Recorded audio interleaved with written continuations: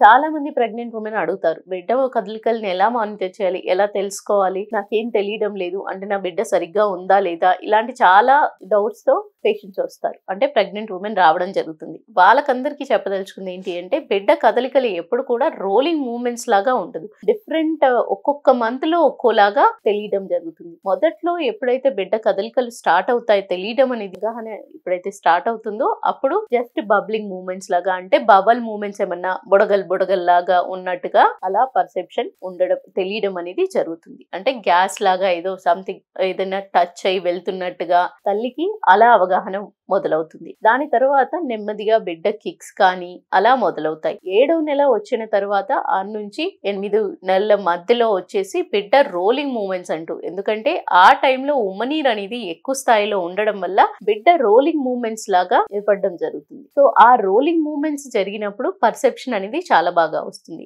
ఆ తర్వాత వచ్చేసి బిడ్డ ఎదుగుతూ ఉన్నప్పుడు మొత్తం కంప్లీట్ గా అబ్డామిన్ ని ఆక్యుపై చేయడం వల్ల బిడ్డ కిక్స్ మాత్రమే తెలియడం జరుగుతుంది.